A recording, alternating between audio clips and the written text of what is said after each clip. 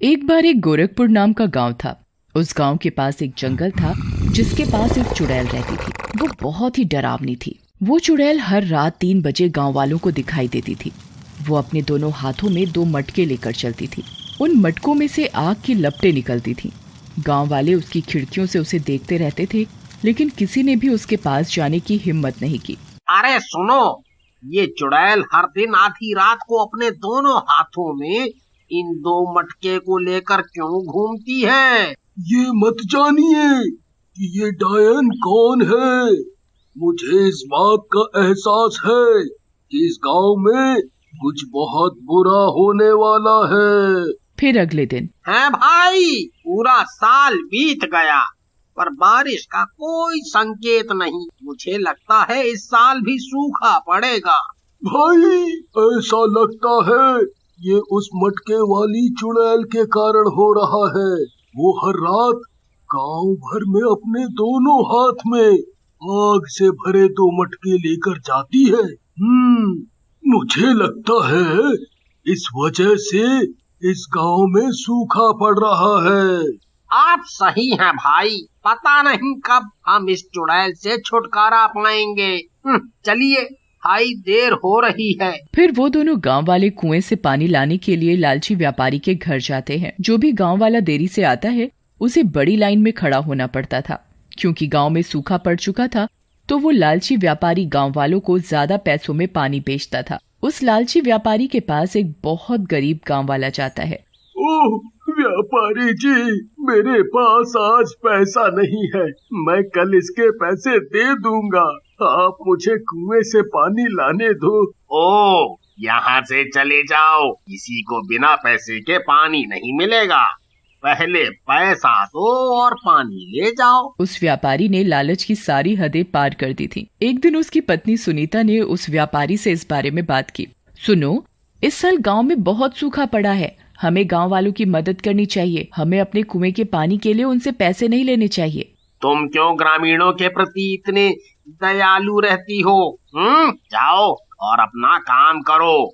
ये समय पैसा कमाने का है और मैं इस मौके को अपने हाथ से गंवाना नहीं चाहता। ठीक है, मैं भी इस घर में तुम्हारे जैसे लालची आदमी के साथ नहीं रहना चाहती। मैं जा रही हूँ अपने मायके। तुम जहाँ जाना चाहती हो वहाँ जाओ, मुझे कोई परवाह नहीं है। और सुनीता उस लालची व्यापारी को उसकी आदत के लिए छोड़ देती है और गुस्सा होकर अपने मायके चली जाती है। पर इस बात का व्यापारी को कोई दुख नहीं होता। वाह वाह वाह वाह वाह वाह, अब सही है। अब ये सारा धन मेरा हो जाएगा, मेरा। फिर अगले दिन गांव वाले पानी लाने के लिए कुएं पर खड़े हो गए। सामने एक साधु बाबा लाइन में खड़े थे। उस साधु बाबा को देखकर लालची व्यापारी उसके पास जाता है। देखो बाबा, इस कुएं का पानी मुफ्त नहीं है, इसके लिए आपको भुगतान करना होगा। बेटा, मेरे पास कोई पैसा नहीं है। फिर कहीं और से पानी ले लो, यहाँ कुछ भी मुफ्त नहीं मिलता। पानी पीने के लिए पैसे दो, नहीं तो जाओ यहाँ से। ये आप सही नहीं कर रहे हैं। आपके अंदर अब कोई इंसानियत नहीं बची। आपको अपने कर्मों के फल के भुगतान का सामना करना पड़ेगा। इतना कहकर संत वहाँ से चले गए। फिर रात में चुड़ैल फिर से गांव अपने दोनों हाथों में मटके लेकर आई। गांव वाले उससे बहुत डर गए। इस बार वो सीधे व्यापारी के घर गई और दरवाजा खटखटाया। ओहो, रात को पानी लेने कौन आया है? मुझे इतनी रात को नींद से उठाया। अब तो मैं उससे पानी के लिए ज्यादा पैसे लूंगा। तब लालची व्यापारी ने खिड़की से झांक कर देखा तो वो दंग रह गया। हे भगवान, मैं मर गया। ये मटके वाली चुड़ैल है। अरे, ये आज यहाँ क्यों आई है? अब मैं क्या करूं?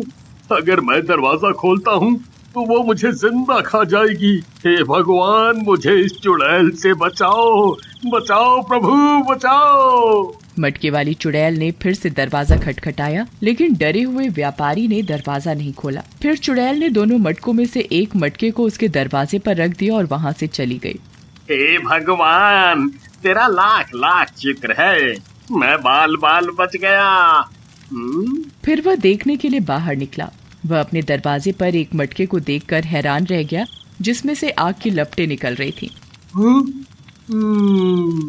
ऐसा लगता है कि चुड़ैल यहाँ थोड़ा पानी मांगने के लिए आई होगी, इसीलिए उसने अपने मटके को पीछे छोड़ दिया। इसे पानी से भरने दो, नहीं तो वो मुझे नहीं छोड़ेगी। इसके बाद उसने मटके में पानी डाल दिया, लेकिन वो अंदर नहीं गया, बल्कि उस मटके की आग की लपटें और बढ़ने लगी। ओह, ये क्या हो रहा है? पानी ने मटके की आग नहीं बुझाई और ऊपर से आग की लपटें और बढ़ गई हैं। वो लालची व्यापारी और परेशान हो गया। फिर अगले दिन सुबह वो मदद के लिए सीधे उस साधु की झोपड़ी में गया, जिस साधु को उसने पानी पिलाने से इनकार कर दिया था। वो बहुत डरा हुआ था, ये सोचकर कि पता नहीं अब वो साधु मुझे माफ करेगा या नहीं, या मेरी मदद करेगा भी या नहीं। साधु बाबा, मुझे माफ कर दो। मैंने तुम्हें उस दिन पानी लाने नहीं दिया था। मुझे उस दिन के बाद खुद पर बहुत शर्म आई बाबा। बाबा, मेरे घर में एक मटके वाली चुड़ैल अपना एक मटका मेरे घर के बाहर रख गई है, जिसमें से आग की लपटें निकल रही हैं। मैंने भी पानी से आग बुझाने की बहुत कोशिश की, पर बुझने की बजाय और बढ़ गई। बाबा, मेरी जान बचा लो बाबा। इस समस्या का हल करो बाबा, हल करो। अरे मूर्ख आदमी, मैंने तुमसे पहले भी कहा था, तुमने लालच की सारी हदें पार कर दी हैं। अब तुम्हारे अंदर इंसानियत नहीं बची है, इसलिए चुड़ैल ने तुझे भूत लोक का मुखिया चुना है और उसने तुझे एक बुलावे के रूप में वो मटका दिया है। अच्छा बाबा। बाबा, अब ये बताइए कि अब मैं क्या करूं? मैं चुड़ैलों की दुनिया का मुखिया नहीं बनना चाहता। कोई तो उपाय बताओ बाबा, इस मुसीबत से बाहर निकालो। अब तुझे उस चुड़ैल से कोई नहीं बचा सकता। लालची व्यापारी उदास होकर अपने घर की ओर चल देता है। फिर अगली रात को वो लालची व्यापारी बहुत डरा हुआ होता है। उसके दिमाग में बस वो मटके वाली चुड़ैल चलती रहती है। हे भगवान, रात के 3 बज गए हैं। पक्का वो चुड़ैल फिर मेरे घर के बाहर आएगी। लालची व्यापारी को फिर से डरावनी आवाजें आने लगती हैं। हे भगवान, लगता है ये मटके वाली चुड़ैल फिर से आ गई है। अरे बचा लो प्रभु, बचा लो। तब चुड़ैल अपने एक हाथ में एक मटका लिए हुए आ रही होती है। हे भगवान, ये मटके वाली चुड़ैल आज फिर अपने एक हाथ में एक मटका लेकर आ रही है। तब डायन ने दरवाजे पर एक और मटका रख दिया और वहां से चली गई। अरे राम, उसने यहाँ एक और मटका रख दिया है। हे भगवान, अब मैं क्या करूं? अगले दिन पूरे गांव में व्यापारी के घर में मटके वाली चुड़ैल की बात चल रही थी। अरे भाई, तुम्हें पता है कि चुड़ैल व्यापारी के घर पर 2 मटके छोड़ गई है। हाँ भाई, मैंने सुना है और जाके देखा भी है। वहाँ कुएं के पास 2 मटके पड़े थे। कोई ग्रामीण 2 दिनों से पानी लेने नहीं आ रहा है। अब मैं क्या करूं? कैसे कमाऊं पैसे? इस चुड़ैल ने मेरे व्यवसाय को नष्ट कर दिया है। उसने फिर से मटके की आग को शांत करने की कोशिश की, लेकिन आग की लपटें और बढ़ गईं। हाय, मैं मर गया। ये आग और भी बढ़ गई। अब क्या करें? क्या करें? फिर रात को घबराया व्यापारी खिड़की से बाहर देख रहा था और उसने चुड़ैल को आते देखा। फिर अगले दिन उसकी पत्नी सुनीता चुड़ैल के बारे में जानकर वापस आ गई। सुनीता, तुम इतनी अच्छी हो कि तुम वापस आ गई। मैं एक बड़ी समस्या में फंस चुका हूँ। वो चुड़ैल मेरा पीछा कर रही है। मुझे क्या करना चाहिए? मुझे कुछ समझ नहीं आ रहा। मैंने तुमसे पहले ही कहा था कि तुमने अपनी सारी हदें पार कर दी हैं। ये तो होना ही था। लेकिन मैं अब सही रास्ते पर आना चाहता हूँ। कुछ हल बताओ कि मुझे अब क्या करना चाहिए। तब उसकी पत्नी ने उसे समझाया और उन्होंने अपनी सारी फालतू संपत्ति, कपड़े खरीद कर गाँव वालों को दान कर दी और तो और पानी भी मुफ्त में देना शुरू कर दिया। अरे गांव के मुखिया जी, ये वो सारी दौलत है जिसे मैंने गांव वालों से कमाया है। मुझे अपनी गलती का एहसास हो गया है। कृपया इस धन को गांव वालों के बीच बांट दो। सुनीता, मैंने सारा पैसा गांव वालों को प्रदान कर दिया है। अब मेरे दिल में कोई डर नहीं है।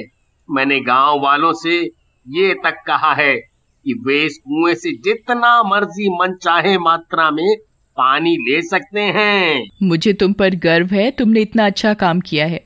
फिर रात में मटके वाली चुड़ैल ने व्यापारी के घर पर दस्तक दी। अरे सुनीता, देखो ना, वो मटके वाली चुड़ैल फिर से आ गई है। अब तो मैं सुधर भी गया हूँ। आपने अपनी गलती सुधार ली है ना, अब आपको डरने की जरूरत नहीं है। इतना कहते हुए सुनीता दरवाजा खोलकर बाहर चली जाती है। ओ चुड़ैल, अब तुम्हारा यहाँ कोई काम नहीं है। मेरे पति, अब तुम चुड़ैलों की दुनिया के मुखिया नहीं बन सकते। अब तुम कहीं और जाओ और किसी दूसरे बुरे व्यक्ति की खोज करो। तब चुड़ैल अपने दोनों मटकों को अपने दोनों हाथों में लेती है और अंधेरे में कहीं गायब हो जाती है। तब गांव मटके वाली चुड़ैल के कब्जे से हमेशा के लिए बाहर हो जाता है।